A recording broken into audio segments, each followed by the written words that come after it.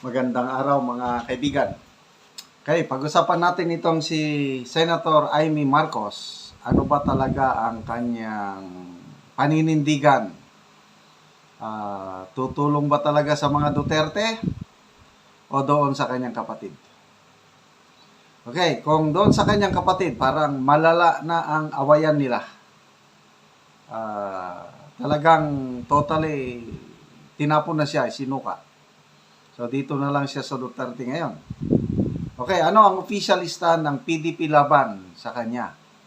I-endorso ba? O bahala na sa kanyang kandidatura? Ito, may breaking news. Post ng Paulo Duterte supporters 16 minutes ago. Ayan, itinaas na ni Senator Robin Padilla ang kamay ni Senator Amy Marcos. Basahin ko Breaking. Senator Robin Hood Padilla endorses Senator Amy Marcos for her rerun or re-election as senator this coming election. Okay? So, ang presidente ng PDP laban, si Robin Padilla. Kaya lang, ang chairman, si PRRD. So, ano ba itong ginawa ni Senator Padilla na pag-endorso? Ginawa niya on his own or as a party president? May clearance ba ito kay PRRD? Ano sa tingin niyo? Bago lang galing sa bagong galing sa Netherlands si Senator Padilla. I don't know kung napag-usapan ba nila ni PRRD tungkol itong pag-endorso kay Senator Amy. But I believe, di ba, tuloy-tuloy ang Senate hearing. Ang nandyan palagi is ito, Senator Amy, Bongo, Cayetano, Bato, and then Padilla. Silang 5. Tingin ko, napag-usap-usapan nila ito. Tingin ko lang ito opinion ko lang. Hindi gagawin yan ni Senator Robin Hood Padilla kung hindi niya kinausap, hindi nila napag-usapan ito with Senator Bato, Senator Bongo. I'm not sure kung may basbas ito ni President Duterte. Okay? So ang tanong, iboboto nyo ba si Senator Amy? Kasi yung 10, made up na tayo doon. Duterte. Official na si Doc Mata na kasama sa lineup. So Duterte. So kailangan pa natin ng 2. Sayang naman yung 2. Marami akong nababasang post, kung hindi natin kumplituhin yung 12, baka daw biglang makapasok sina Kiko at saka Bamakino. Okay. So magbasa muna tayo sa mga comments. Paulo Duterte supporters, sabi dito, pero di natin maipagkaila ang pagpupursige ni Senator Amy na maisiwalat ang mga nasa likod ng pagka-aresto ni PRRD. Mag-isa lang siya na lumalaban. Totoo naman. Kaya lang, sinusuportahan ni na Senator Cayetano, Bato, Padilla,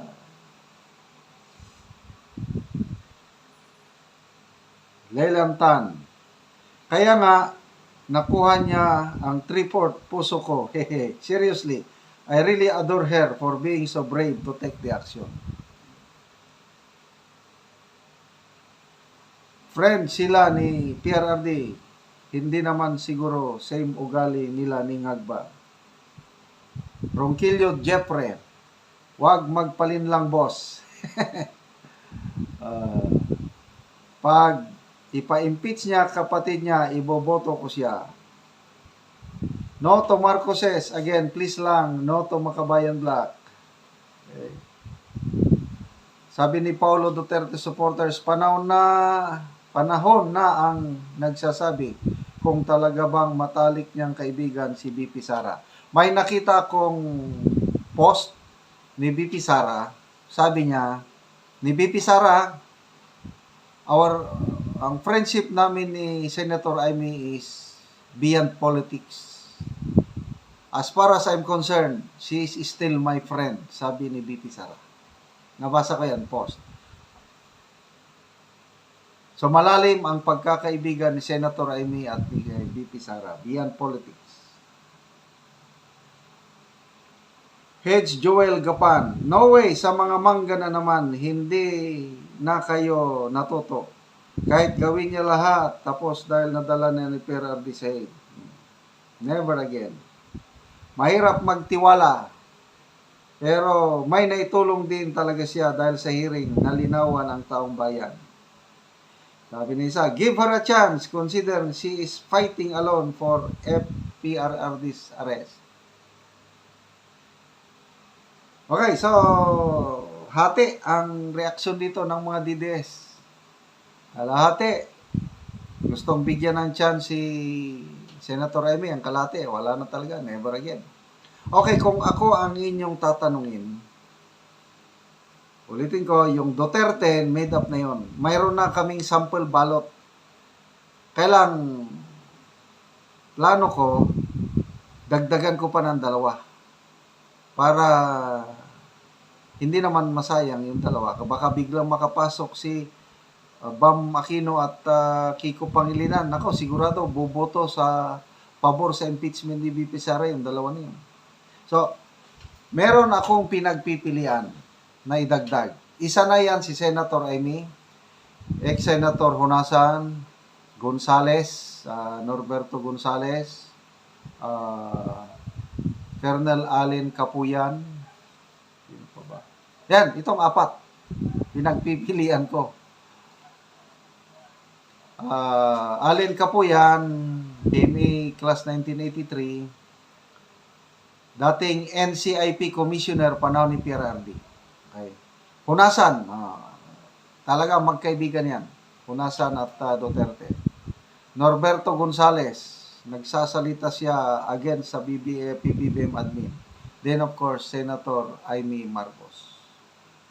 So, wala pa akong decision. So, kayo, kung ayaw nyong butuhan, okay lang. Basta importante, butuhan natin yung Duterte. Kung ayaw nyong isama si Senator Amy, respetuhin namin kayo. But yung mga gustong iboto, maganda rin yan kasi naniniwala ko, pag manalo si Senator Amy as senador, ngayon, isa siya sa mga tutulong sa impeachment ni BP Sara. Okay? So, salamat mga kaibigan sa inyong pagsubaybay sa ating channel. Nakakatulong kayo ng malaki sa tribong Talandig dahil ang sweldo natin is ginagamit pantulong sa tribo na namimigay tayo ngayon ng libreng yero at pako para ma-repair ang sira-sirang bahay ng tribong Talandig sa Bukidnon. Panoorin nyo ang video na ito. Muna po ni ang tagan og yero. Salamat ni kay nakaabot na gyud ang gihinabang sa mong sin sa mga galon. Naga-video ang kahinabang ko sa mga tanan ni ang hinabangan diri sa Bukidnon. Hinaot pa nga magpadayon sa paghinabang. Galing pa din sa Pilipinas. Og mo ni ang agianan nila. Ilang kuya. Gusto na sinang mailisan ng gadubag ko. Hinaot kaya nagkarahiya sa sinabang. May sinirapag rin. Kung may mumuli sa bampagay, tama no makabot o nagkali sila mga tao, may nabangan dyan.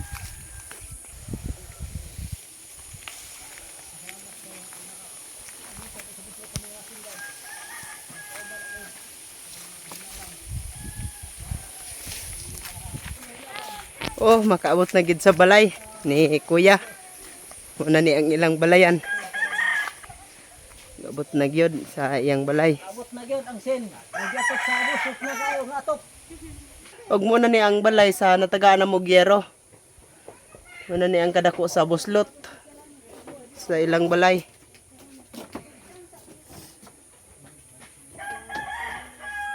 Og ibutangan lang gani og mga dahon apan ang dahon laya na so wala na gyud magsilbi.